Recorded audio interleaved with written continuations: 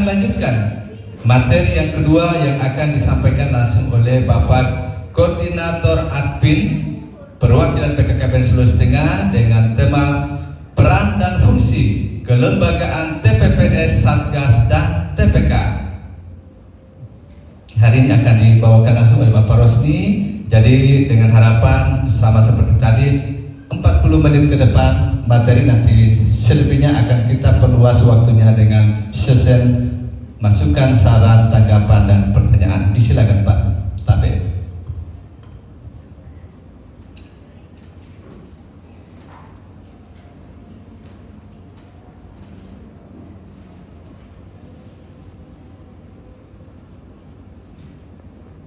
Atas sarannya kita nambah ilmu lagi. Hari ini cuma saya tanya itu kepikiran, mudah-mudahan cabu-caca itu bukan ukuran indikasi stunting. Kalau itu bakal hari ini bertambah banyak. Karena saya lihat ini tidak sampai-sampai keadaannya. Ya mudah-mudahan Suwardi bukan itu ya. Saya langsung ini kali ya kalau ada yang mengambil, tapi tidak ada Pak Moderator. Ya, makanya tadi saya foto. Saya mau amati betul ada nggak yang ngantuk. Alhamdulillah tidak ada. Terima kasih. Ya, Ibu dan Bapak yang kami hormati, mohon maaf ini hanya bercanda. Saya sungguhnya ingin menyampaikan bahwa apapun yang kita kerjakan terkait dengan penanganan stunting, maka memang kita harus melihat bahwa ada 3 masalah kelembagaan yang terkait langsung dengan penanganan stunting. Kalau dulu sebenarnya ketika saya masih kecil, masalah demikian itu sudah ada, cuma saja tidak terpola ditangani dengan baik. Nanti saat negara kita bersaing dengan negara lain, di sana itu nampak sekali tingkat produktivitasnya negara lain itu meningkat. Di satu sisi produktivitas negara kita itu sedikit di bawah. Setelah ditelusuri kemudian bahwa ternyata salah satu faktornya ini ada beberapa kelahiran sebelumnya, sekitar 20-an tahun sebelumnya itu ternyata terindikasi atau positif stunting.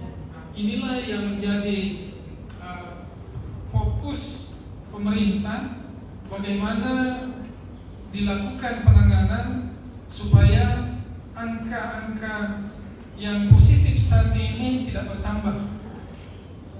Walaupun sebenarnya di dalam Peraturan Presiden 72 tahun 2021 di sana disebutkan tentang, jadi Perpres 72 itu terkait dengan pencegahan penurunan stunting, percepatan penurunan stunting. Walaupun secara pribadi saya kurang sependapat sama dengan Pak Prof tadi. Beliau menyampaikan bahwa kalau sudah positif stunting itu nggak bisa diapa-apakan, kan, nggak bisa diturunkan. Tetapi yang bisa dilakukan adalah mencegah kelahiran yang akan datang sehingga itu yang tidak terjadi stunting. Nah inilah yang 3 kelompok. Dan nanti kita akan lihat bagaimana pola penanganan yang kita lakukan ke depan sehingga anak-anak atau orang tua atau keluarga yang melahirkan ke depan itu tidak melahirkan anak-anak stunting. Jadi kalau menurunkan, kalau teorinya ini bukan saya loh yang ngomong, tapi ilmu yang kami dapatkan di TOT kemarin memang tidak bisa diapa-apakan lagi. Artinya logika kita kalau sudah 10 positif maka itu tidak bisa diturunkan. Yang kita bisa lakukan adalah mencegah supaya tidak terlalu jauh parah atau lebih memperbaiki kembali. Tapi mengembalikan tidak lagi, karena itu tadi terbangunnya sinap-sinap pada otak itu pada umur 2 tahun sudah maksimal. Artinya yang disampaikan Pak Prof tadi, kalau sudah 2 tahun mentok sudah terbangun itu kemampuan otak sinaps. Nah, ini terkait dengan kecerdasannya. Ibu dan Bapak yang kami hormati, saya tidak kesana sebenarnya, hanya RMP. Yang saya ingin sampaikan bahwa pembahasan kita saat ini 3 hal. Yang pertama terkait dengan TPPS, tim percepatan penurunan stunting. Yang kedua adalah Satgas satuan tugas penanganan stunting, yang ketiga tim pendamping keluarga. Yang Bapak Ibu mungkin sudah masih mendengar beberapa waktu yang lalu, sejak tahun lalu malah itu kita sudah sering mendengarkan tentang itu. Lalu bagaimana pola penanganan ketiga kelembagaan ini, Ibu dan Bapak? Tadi saya bersama dengan Bu Buaya selaku PPK dengan beberapa teman barusan saja mengikuti proses atau mekanisme pengadaan tentang satuan tugas. Ternyata saya bilang ini agak ribet ya. Saya itu semenjak membantu pimpinan untuk menangani stunting, rasanya saya bilang untungnya saya sudah lahir duluan. Kalau tidak, saya kayaknya stunting. Ribet. Kemarin kita diminta cepat. Begitu kita bergerak cepat, apa yang terjadi? Salah. Salahnya apa? Bukan salahnya kita sebenarnya, tetapi ini biasanya kita mau bergerak cepat, tetapi aturan yang mengikuti itu disertai dengan kebijakan karena melibatkan banyak sektor, Ibu dan Bapak.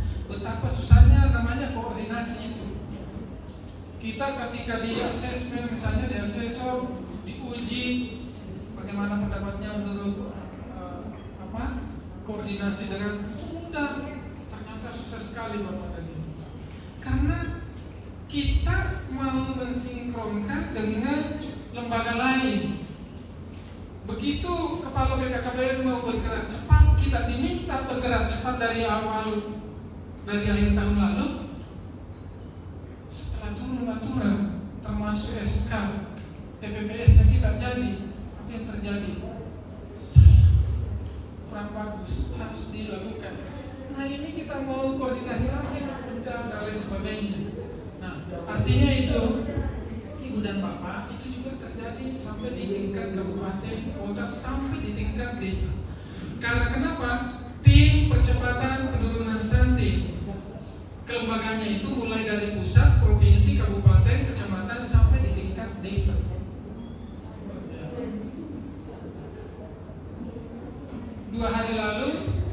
Hari Sabtu kami sudah mengirim surat ke pimpinan kita di OPDKB Kabupaten Kota untuk melakukan pembentukan TPPS, kemudian mulai dari kabupaten sampai dengan tingkat desa kelurahan.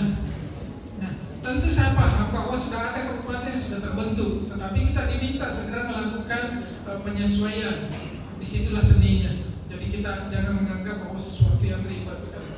Kesusahan itu kita jadikan menjadi sebuah seni sehingga kita bisa kelola dengan baik. Kalau kita menjadikan sesuatu yang susah, repot jadinya. Ibu Inang yang mungkin sudah terbentuk, mohon maaf kalau sudah terbentuk dengan sangat terpaksa kita harus melakukan penyesuaian. Karena kenapa? Ada kebijakan yang terjadi ketika Kementerian Dalam Negeri, Kepala BKKBN, kemudian Bappenas, Kementerian Keuangan dan lingkup yang lain terjadi pertemuan, dan di sana lahir sebuah kebijakan yang harusnya itu kita ikuti, bukan Bapak. Karena kenapa? Setelah disinkronkan dengan masalah penganggaran dan lain sebagainya, mau tidak mau memang harus kita menyesuaikan. Jadi cepat itu tidak selamanya bagus, tetapi kehati-hatian itu sebenarnya bagus.